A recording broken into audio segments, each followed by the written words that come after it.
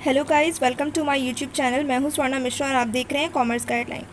Guys, in my previous video हम लोगों ने management as a science discuss कर लिया था। इस वीडियो में हम management as a profession discuss करेंगे। मैनेजमेंट प्रोफेशन है या नहीं, तो उससे पहले ये देख लेते हैं व्हाट इज़ प्रोफेशन। प्रोफेशन क्या है?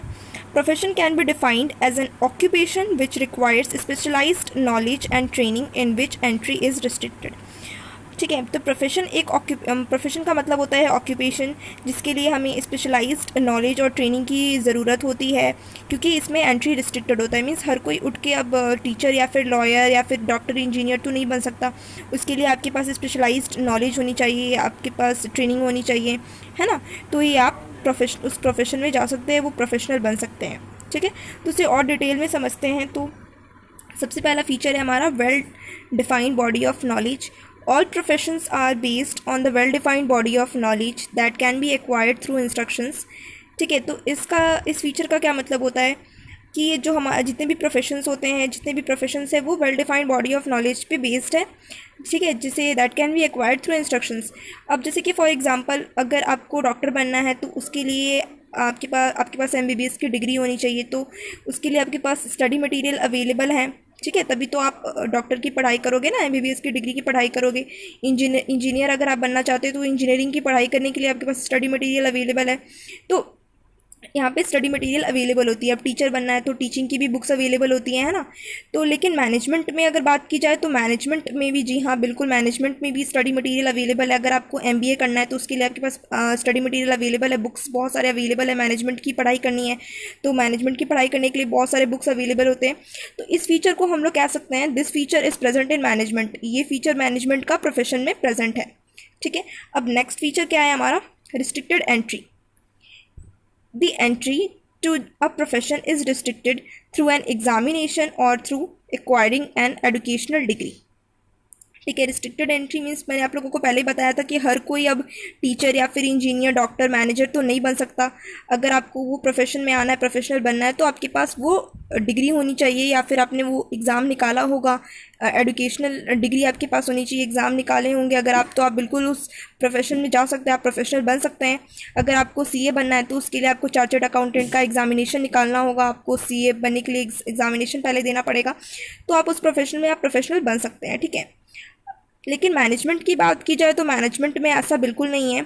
अगर आपको किसी कंपनी का मैनेजर बनना है तो उसके लिए आपको किसी एग्जामिनेशन की ज़रूरत नहीं है, आपको कोई एग्ज़ाम देने की ज़रूरत नहीं है, या फिर किसी डिग्री की भी बिल्कुल ज़रूरत नहीं है। हाँ, ज़रूरत होती है, बट अब ऐसा नहीं होता, क्योंकि अब कंपनीज़ क्या करते हैं कि अब डिग्री से ज़्यादा इंपॉर्टेंस अब एम्प्लॉयज़ के स्किल्स और एक्सपीरियंस को देते हैं। अगर किसी भी मेंबर के पास, अगर कोई मैनेजर के लिए अप्लाई कर रहा है, अगर उसके पास वो स्किल्स है, उसके पास एक्सपीरियंस है, तो हाँ बिल्कुल वो मैनेजर बन सकता है। ज़रूरी नहीं कि उसके पास वो डिग्री होनी ही चाहिए। अगर उसके पास स्किल्स और एक्सपीरियंस है तो वो बिल्कुल बन सकता है। ठीक है, हमारा थर्ड पॉइंट क्या है? Ethical code of conduct. All professions are bound by the code of conduct which guides the behavior of its member. All doctors, for example, takes the oath of ethical practice at the time they enter the profession. इस feature में क्या होता है कि हर profession के code of conduct होते हैं, कुछ रूल्स एंड रेगुलेशंस होते हैं।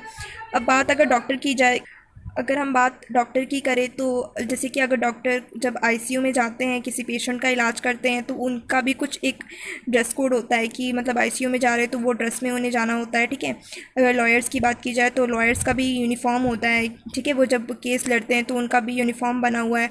तो एक रूल्स बने हुए हैं। ठीक है, सबके एक रूल्स एंड रेगुलेशंस बने हुए हैं, एक ड्रेस कोड, यूनिफॉर्म बना हुआ है एक प्रोफेशनल्स का। लेकिन अगर बात की जाए मैनेजमेंट की, तो मैनेजमेंट में ऐसा नहीं है। मतलब मैनेजर की कुछ ड्रेस कोड नहीं बने कि मैनेजर ये ड्रेस में ही आएगा, नहीं तो उस पर मतलब कुछ एलिगेशंस लगा दिए जाएंगे, कुछ ऐसा कुछ बिल्कुल भी नहीं होता मैनेजमेंट में। आप अपने ड्रेस जैसे भी अपना नॉर्मल यूनिफॉर्म में आप आ सकते हैं, कुछ ऐसे रूल्स नहीं बने हुए हैं। अगर आप ओनर है तो आप जब मर्जी आ सकते हैं, अपने ऑफिस जब मर्जी जा सकते हैं। ऐसा कुछ कंपनी में, मतलब मैनेजमेंट में ऑल ओवर ऐसा कुछ भी नहीं होता। ठीक है, अब हम लास्ट टॉपिक को देख लेते हैं। हमारा फोर्थ टॉपिक है सर्विस मोटिव।